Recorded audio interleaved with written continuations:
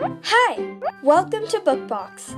Don't forget to subscribe and tap the bell icon to get our latest videos. La princesse fermière, un conte Bhil. Kansari était la fille d'un roi puissant. Bien qu'elle était une princesse, elle avait toujours voulu être une fermière quand elle était enfant.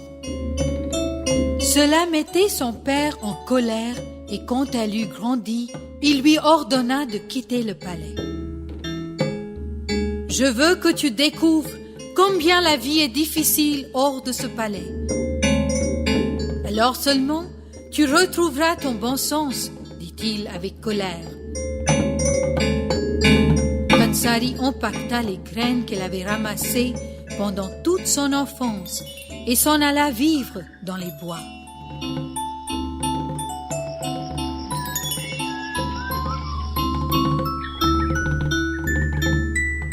Elle construisit une petite hutte et se mit à planter des graines dans le champ voisin.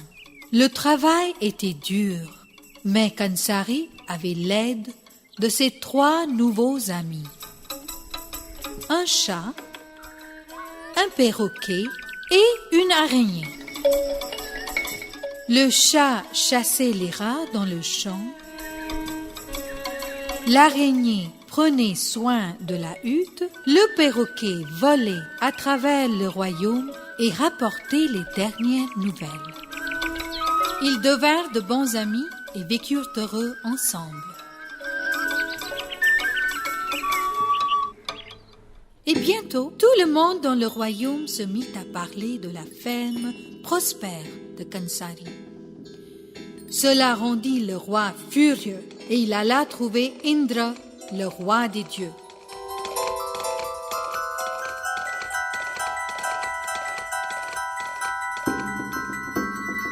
Le roi pria Indra de l'aider car il voulait donner une leçon à sa fille. « Laisse-moi faire, je vais envoyer une sécheresse. Toutes les cultures vont se dessécher et mourir, » dit Indra. Le perroquet entendit tout et alla vite le rapporter à Kansari. Kansari et ses amis déplacèrent alors leur culture vers le lit d'une rivière. Quand vint la sécheresse, toutes les cultures du royaume se desséchèrent, mais celles de Kansari survécurent. Voyant cela, Indra se gratta la tête. « Je vais envoyer un déluge. Cela devrait arrêter Kansari, dit-il. » Mais de nouveau, le perroquet surprit les paroles d'Indra. Cette fois, Kansari et ses amis replantèrent leur culture sur les flancs d'une montagne. Quand vint le déluge, il engloutit toutes les cultures du royaume. Celles de Kansari furent les seules qui survécurent, car l'excès d'eau s'écoula tout simplement de la montagne.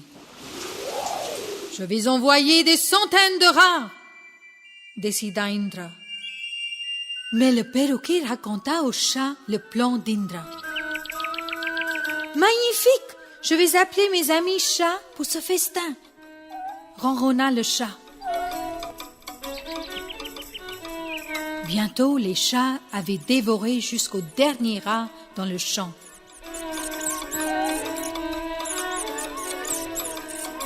Et maintenant, Indra ne savait plus quoi faire. « Je vais envoyer des oiseaux. Elle ne pourra rien faire pour sauver ses cultures, dit-il. » Mais l'araignée appela ses amis araignées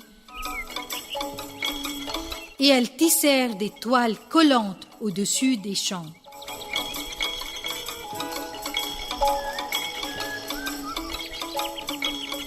Quand les oiseaux s'attaquèrent aux cultures, ils furent pris dans les toiles.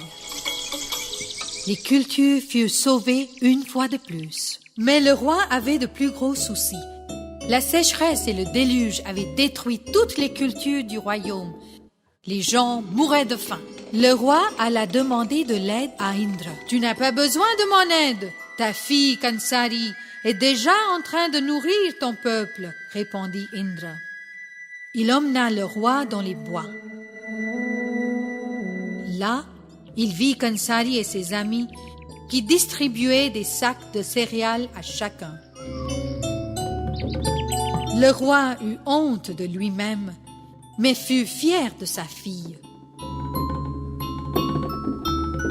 Il y a de plus nobles choses que de vivre dans un palais, n'est-ce pas? Demanda Indra. Le roi demanda pardon à sa fille et la pria de revenir au palais. Elle pardonna à son père, mais ne retourna pas au palais.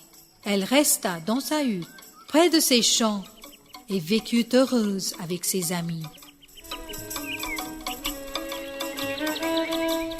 Kansari fut plus tard connue comme la princesse fermière. Hey there! Don't forget to like and share this video. Also, please leave your comments below.